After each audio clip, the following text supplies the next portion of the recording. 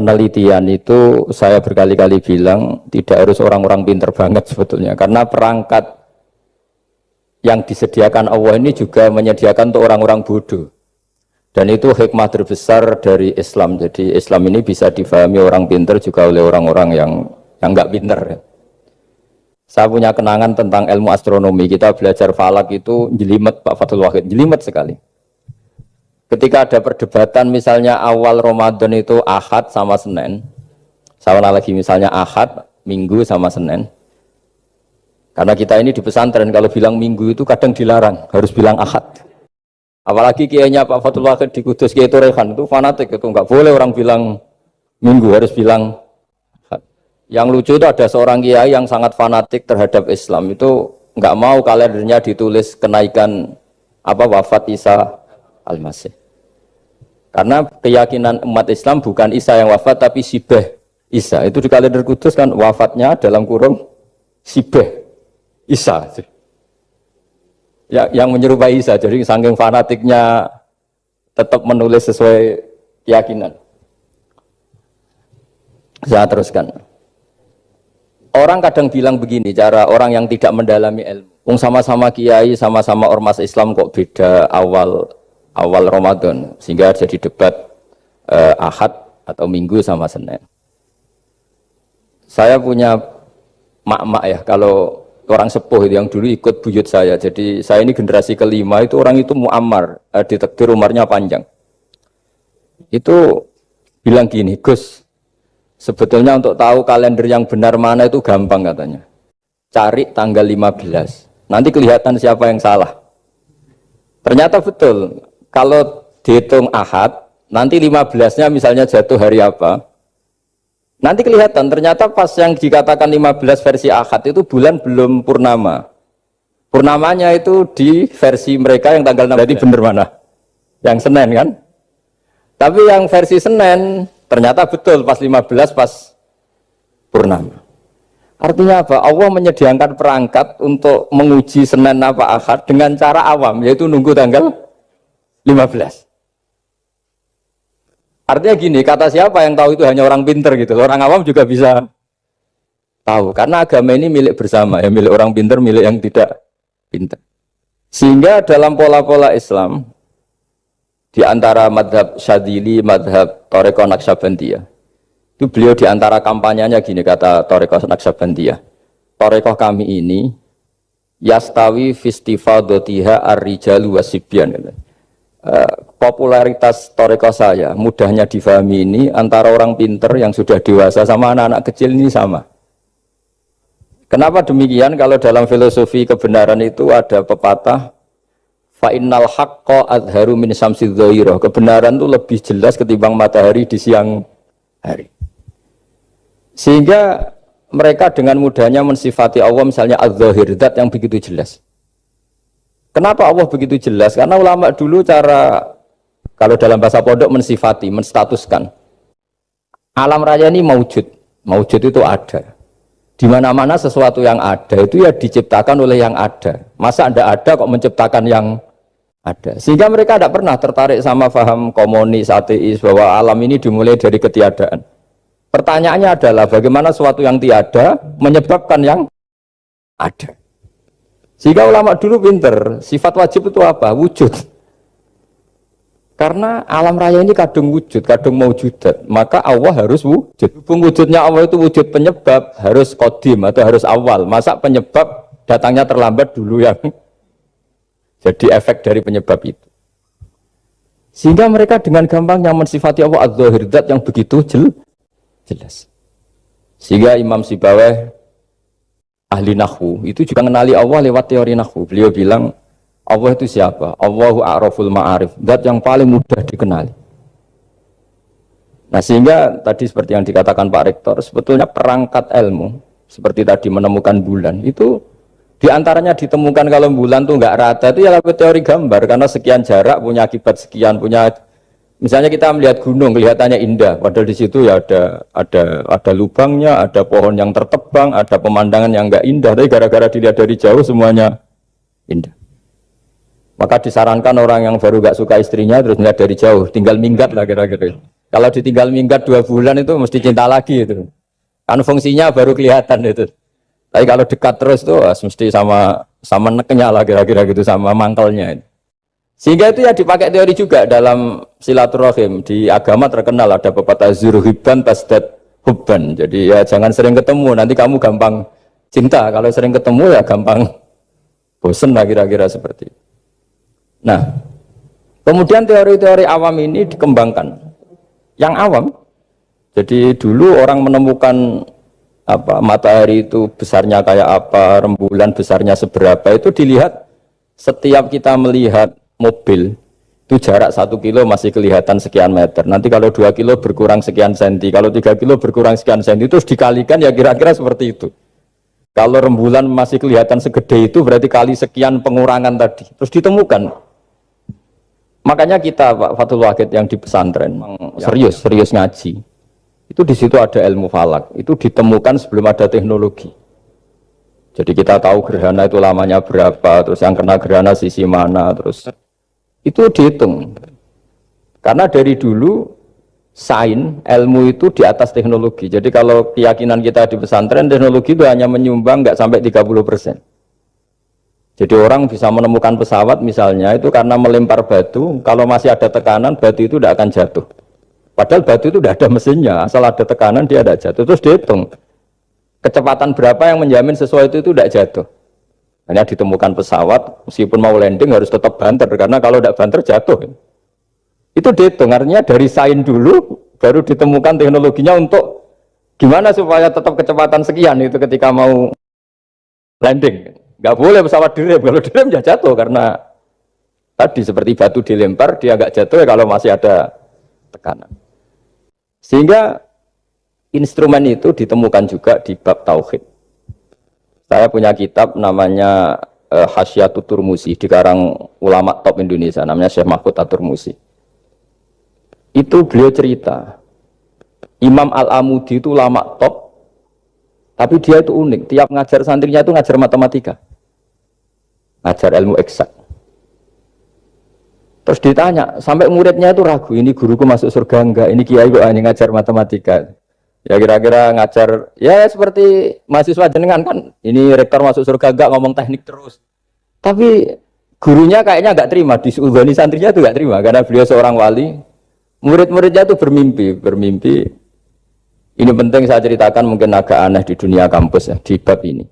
Kalau dalam teori kita, Pak On itu, mimpi sama nyata, melihat itu otoritatif mimpi. Ini yang agak aneh di ilmu pesantren. Jadi melihat jenengan langsung dengan mimpi itu otoritatif mimpi. Karena mimpi, ru'yal mukmin dijamin oleh Rasulullah sama dengan 46 juz'un minan nubuwah. Jadi persennya itu besar sekali, 46%. Dari juz'un minan nubuwah, otoritatifnya. Nah tentu tidur yang benar. Logikanya gini, kata-kata kitab-kitab menjelaskan. Orang kalau melihat langsung itu pasti terpengaruhi oleh cinta atau tidak cinta, senang atau tidak senang, sedang butuh apa enggak. Jadi kalau saya sedang butuh dengan Pak Rektor itu melihatnya dengan penuh harapan. Jadi kalau saya sakit mau mati itu senang lihat dokter karena ini harapan, Rektor nggak ngefek gitu kan gitu. Tapi kalau saya politikus melihat ketua partai itu lebih respect ketimbang melihat dokter. Jadi gara-gara banyak kepentingan ini melihat itu nggak pernah jujur gitu.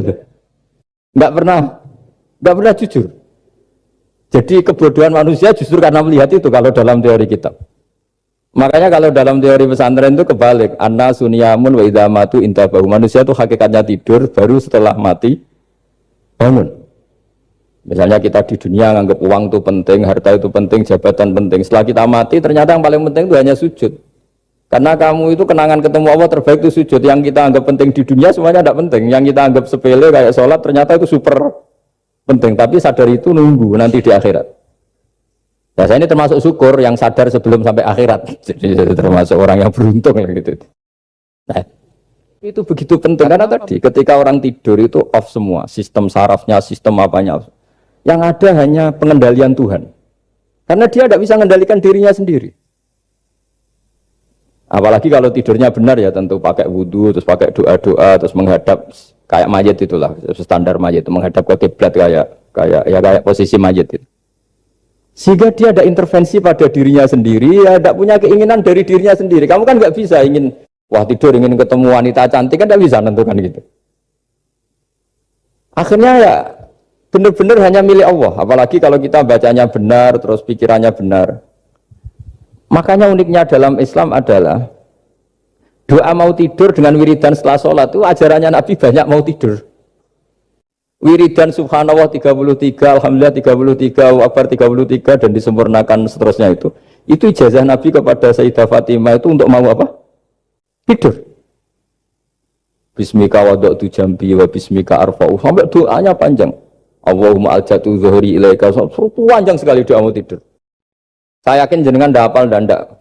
Paling ya bismika wada'tu jambi apa? Bismika Allahumma ahyawam. Itu sebagian ustadz bilang itu doa ngaji katanya.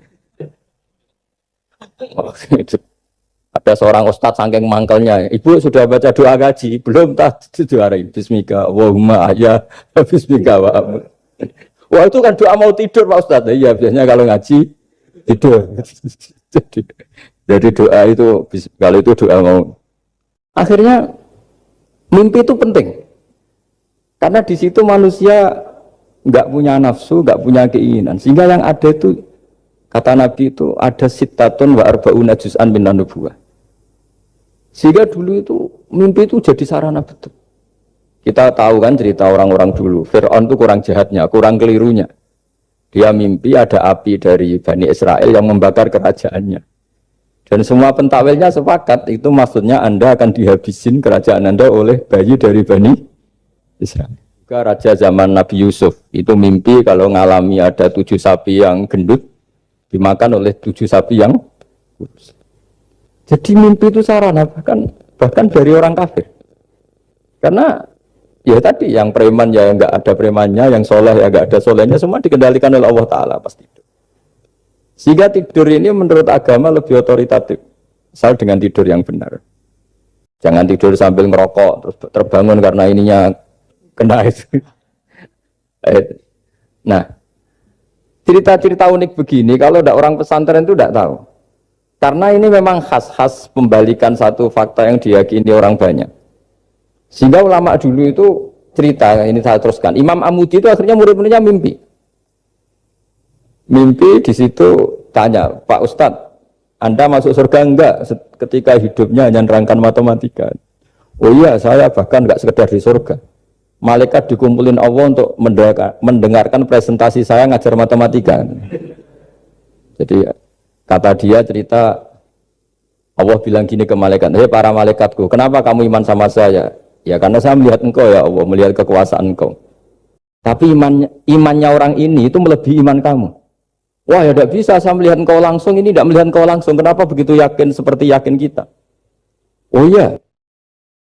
Terus Imam Amudi, silahkan ajari matematika. Imam Amudi mulai ngajari matematika. Terus beliau ngajari ya sederhana. Angka 2, 3 sampai ribuan sampai jutaan itu bin nisbat ilal wahid nisbatun wahidah, yaitu nisbatul far'i ilal asli. Hanya ngajar itu dong.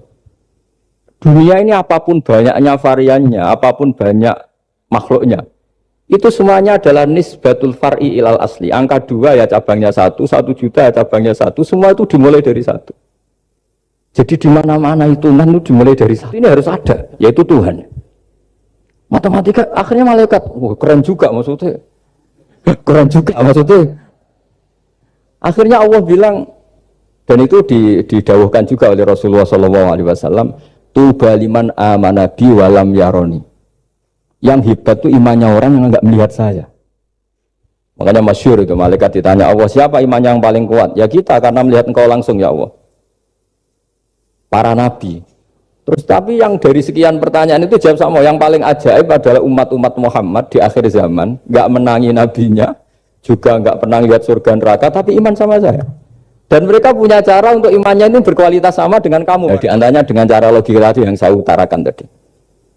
Am khuliqu min ghairi syai'in am humul khaliqun. Kalau alam raya ini wujud, maka penyebabnya harus sesuatu yang wujud. Masa sesuatu yang nggak wujud menyebabkan yang wujud?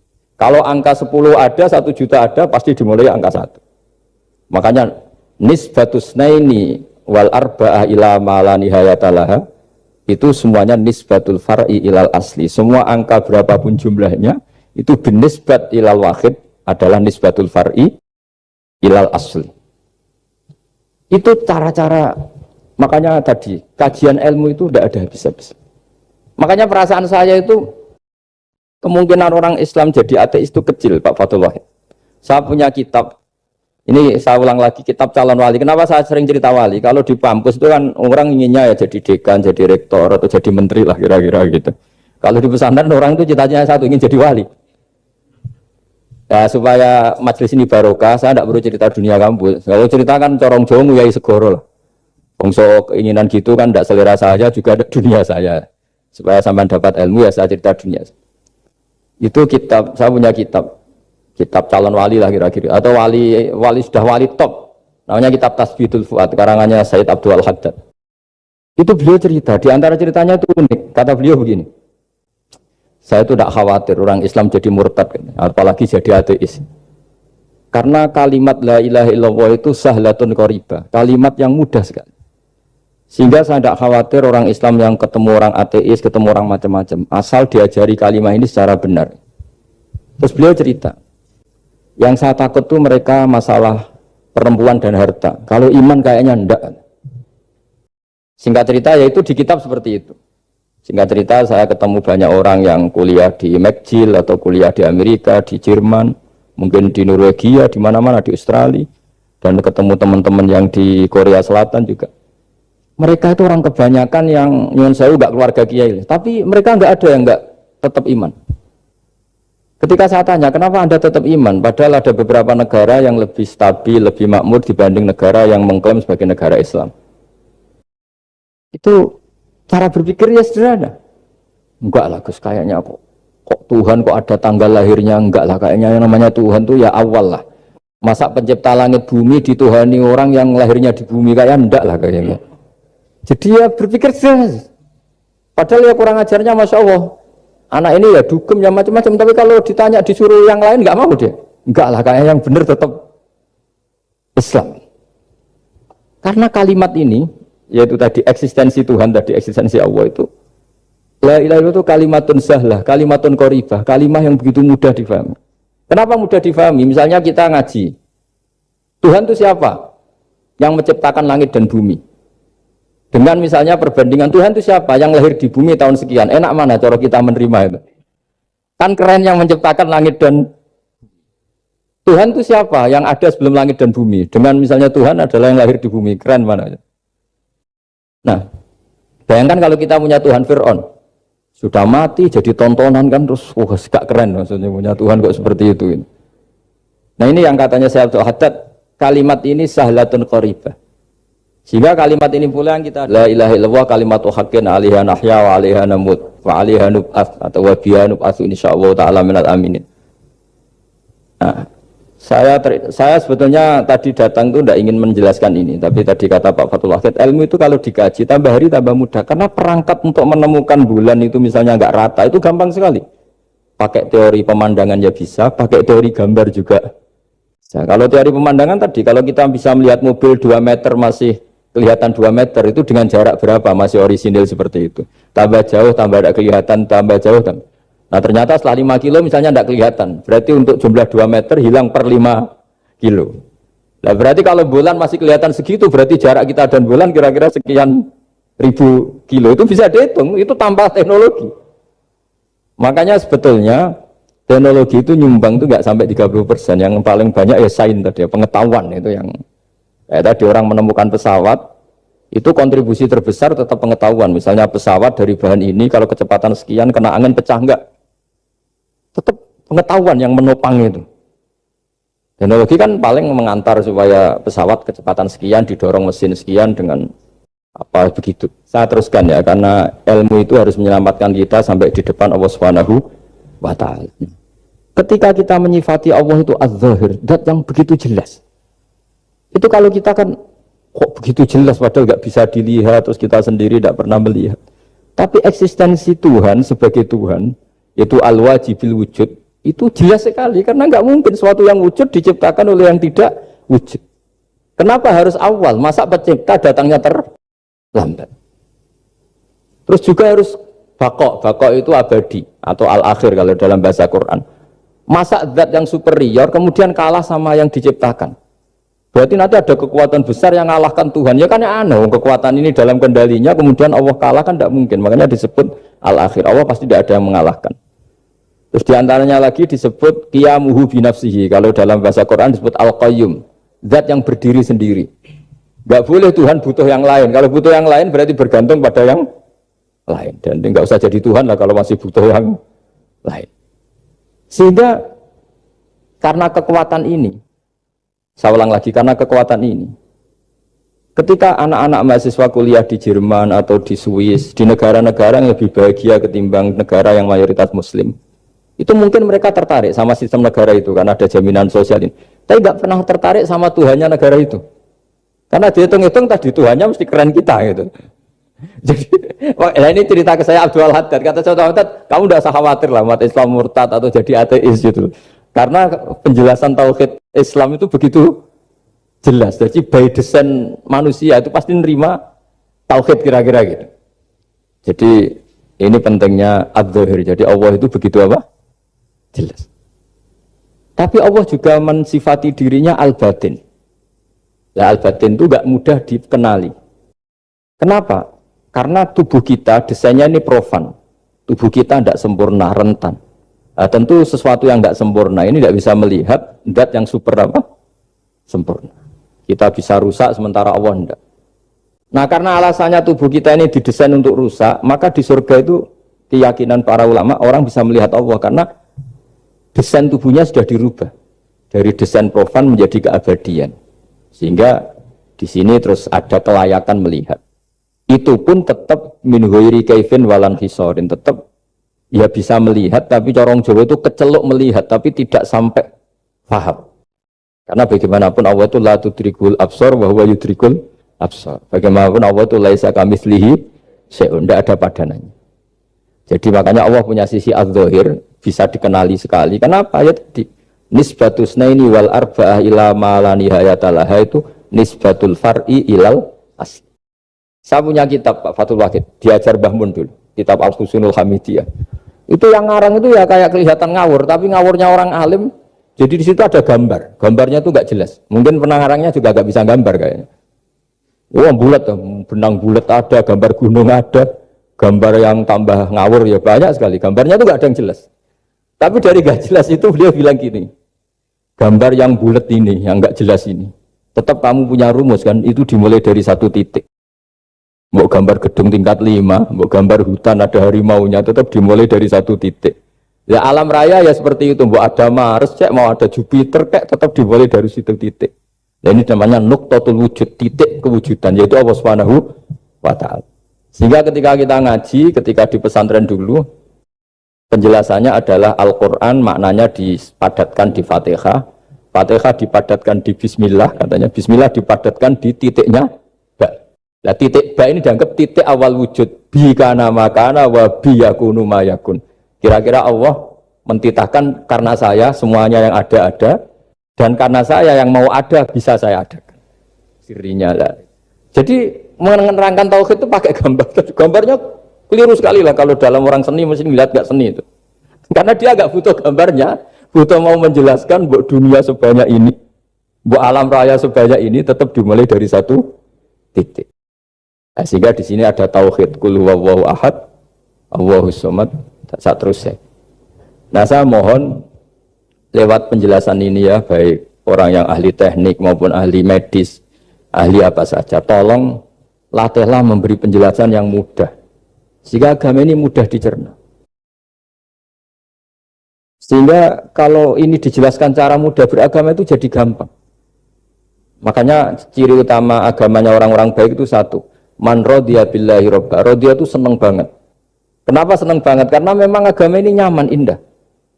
Jadi datang dengan kebenaran yang mudah dicerna. Coba kalau agama ini datang dengan cara misalnya gini, kamu harus menuhankan ini. Dan kita tahu itu lahirnya di bumi. Kan ada yang ganjel. Kok Tuhan sama buminya dulu, buminya ini gimana ini?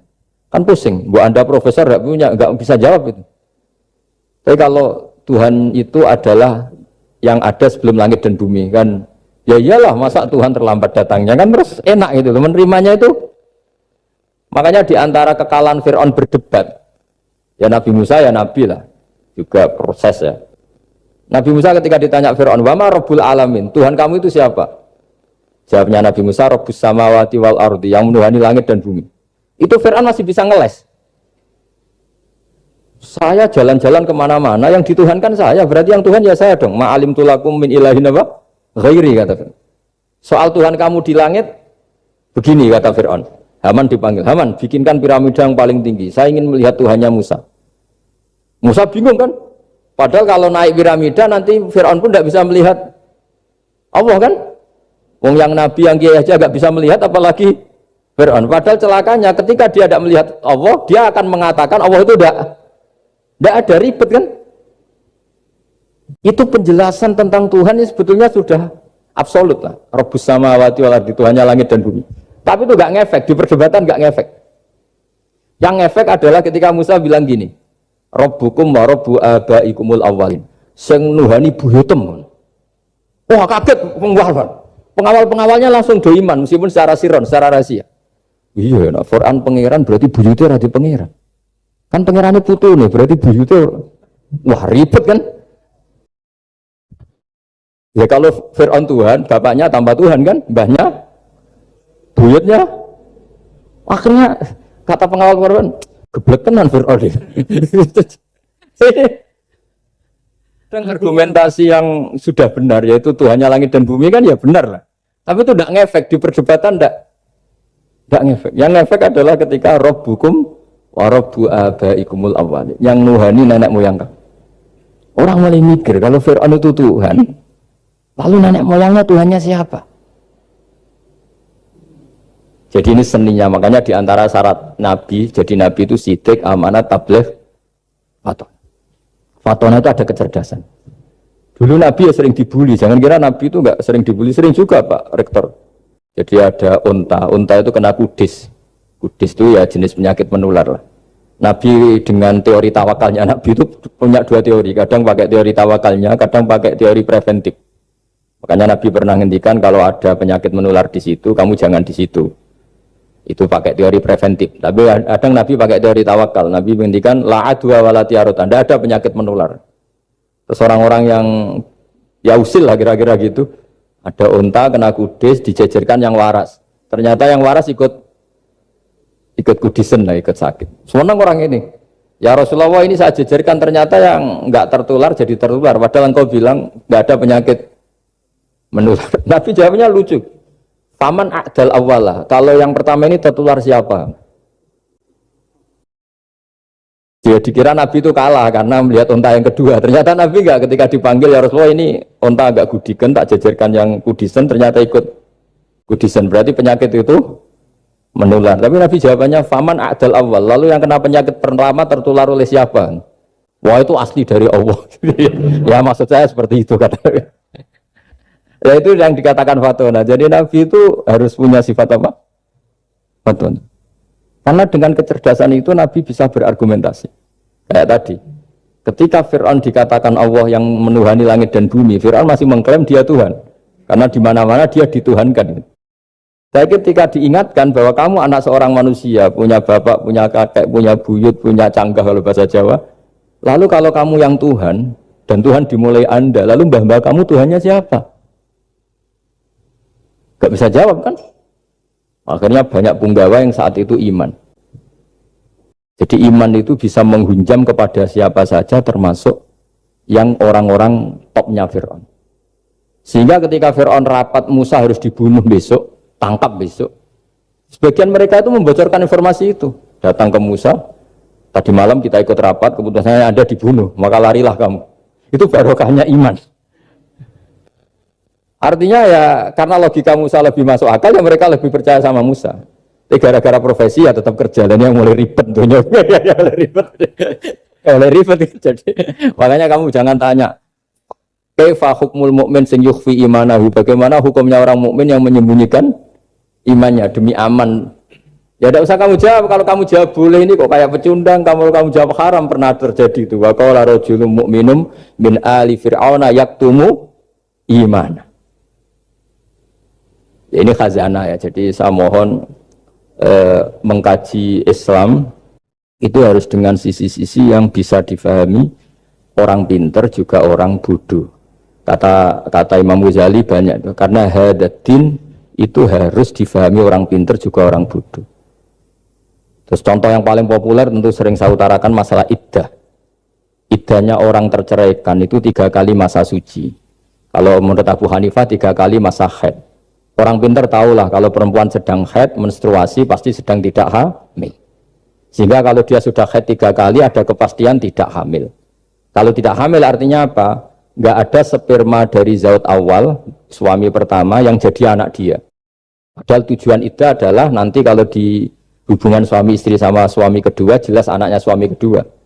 Tapi kalau andai kan tidak ada iddah kan malam hubungan suami istri, pagi bentrok cerai, terus kawin, kumpul suami istri lagi, terus nanti anaknya itu anaknya siapa? Kan nggak jelas. Kalau sampean bisa klaim lewat DNA, DNA juga mungkin secara ilmu objektif Pak Rektor. Masalahnya juga bisa disuap kan? Saya sering dibantah orang-orang itu. Ya Gus DNA itu otoritatif karena gini-gini nggak mungkin bohong kamu. Ya DNA-nya nggak bohong, pegawainya bisa disuap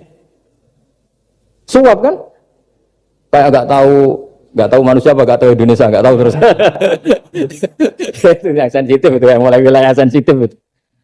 Nggak tahu manusia apa kayak nggak tahu Indonesia. Manusia aja ya sudah. Berarti Anda sangat nasionalis. Jadi ribet kan? Maka dianjurkan ada iddah. Dengan iddah selesai berarti benar-benar perempuan ini baru atur rohmi, rahimnya steril dari unsur mani zaut awal. Dan kalau 3 kali masa suci itu artinya apa? Kira-kira 3 bulan. Kira-kira ya. Wal mutallaqatu yatarabbasna bi anfusina salah satu apa? Quru.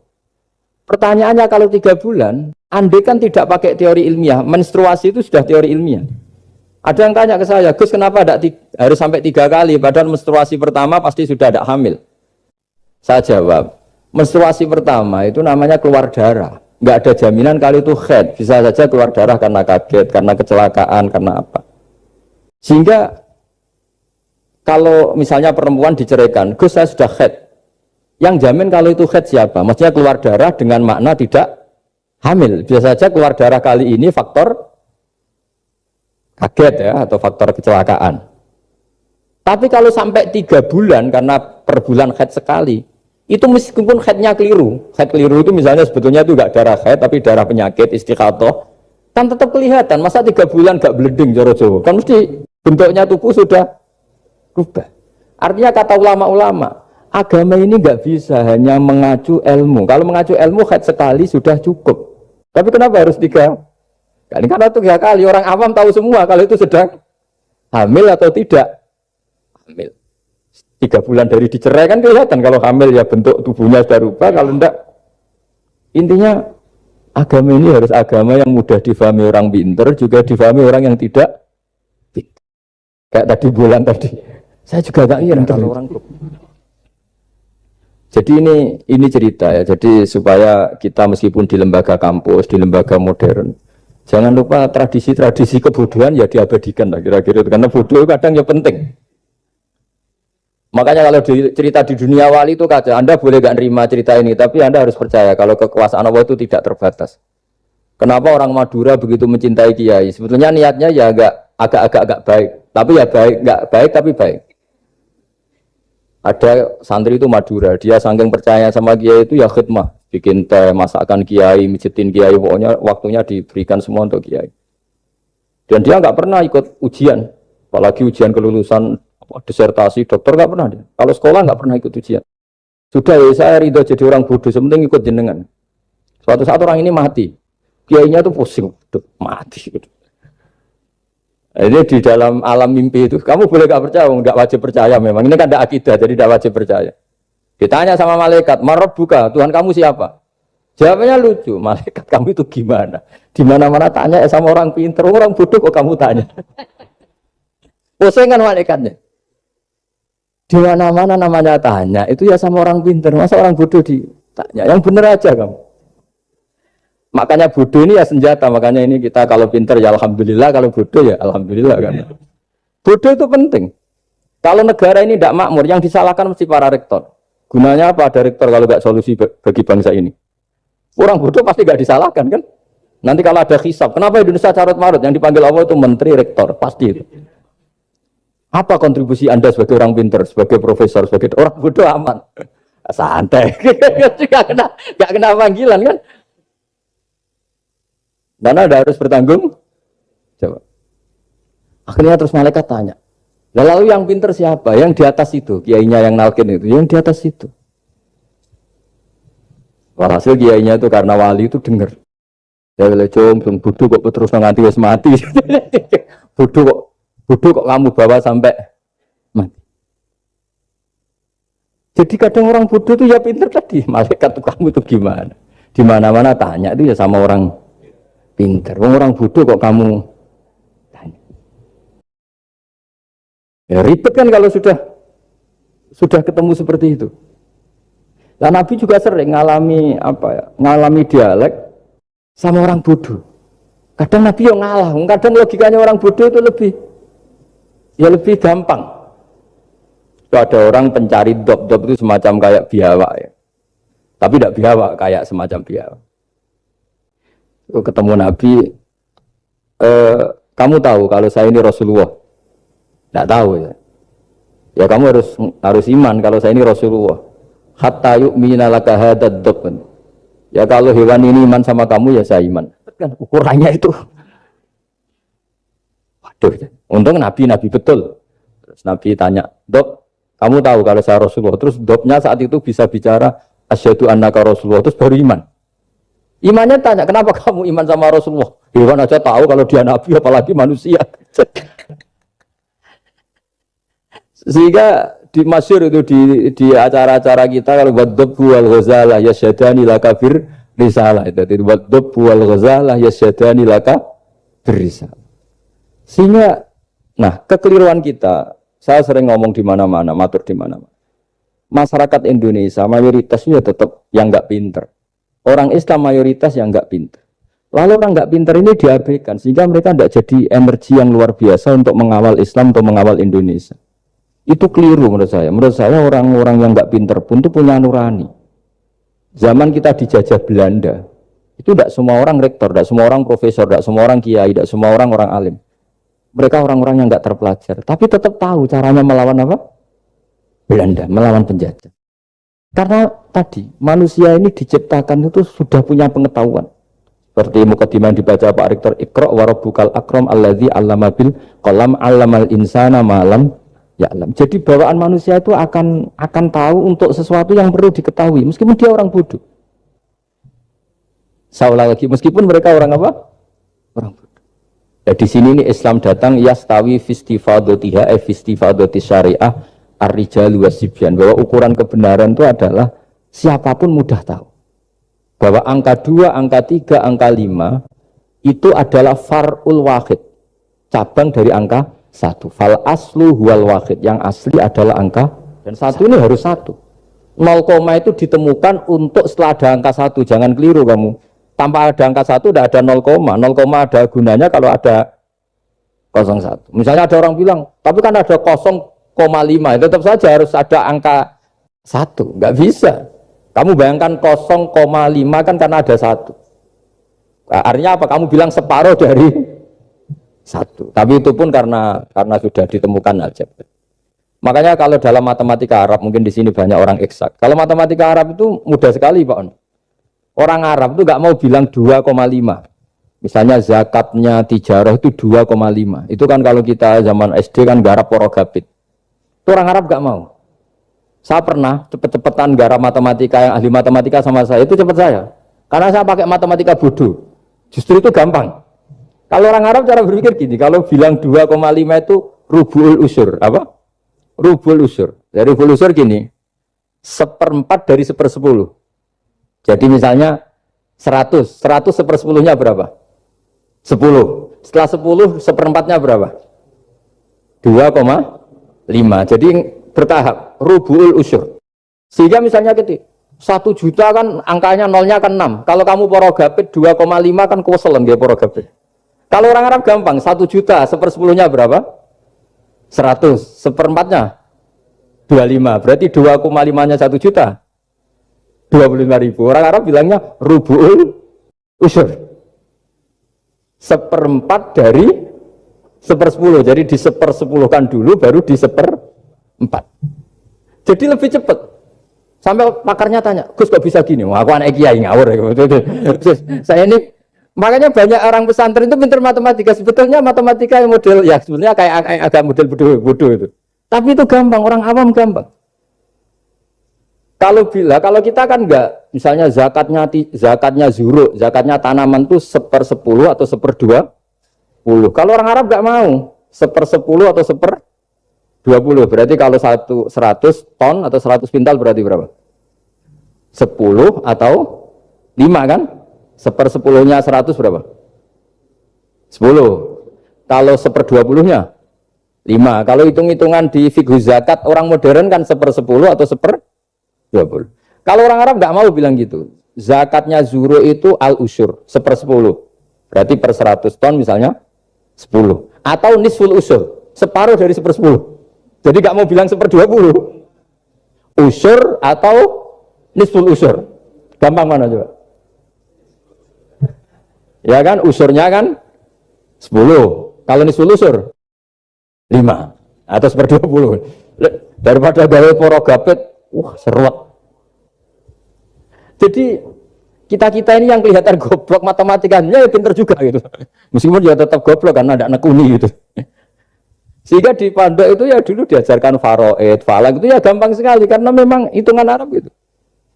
Kalau bilang 2/3 itu sulusan ya Pak? Jadi 6. 2/3-nya 6 berapa? 6 sulusnya berapa? Sepertiganya 2. Nah, sepertiga itu sepertiga 2 kali.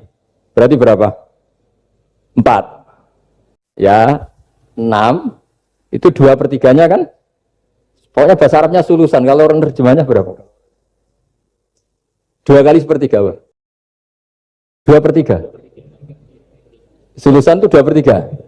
Nah, itu kalau orang Arab bilang enggak 2/3, sulusani. Sepertiga 2 kali. Jadi 6 di sepertiga dulu 2. Nah 2 itu 2 kali. Berarti berapa? 4.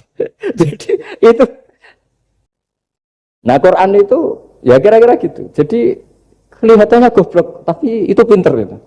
Yang porogabit kelihatannya pinter, tapi tidak pinter. Ukuran orang pinter mempermudah yang sulit. Jangan mempersulit yang mudah kan itu. Makanya saya bilang ini yang pinter yang mana itu. Nah, saya kembali lagi ke tadi. Jadi agama ini datang dengan sebegitu mudah. Sampai matematika yang katanya sulit, itu matematika Islam itu mudah sekali. Karena tadi, misalnya kalau 1 miliar zakatnya 2,5% berapa? Kan pusing kan? Tapi kalau kamu pakai teori rubul usyur 1 miliar, usyurnya 100 juta. 1/4-nya 25 juta. Berarti per 1 miliar. Gampang mana coba sama ngomong itu? Nanti ada yang nyeleduk, gampang kalkulator Gus. Ya ribet lagi kan kalau kalkulatornya pas hilang. Atau pas dipakai anaknya belajar daring, ribet kan HP-nya.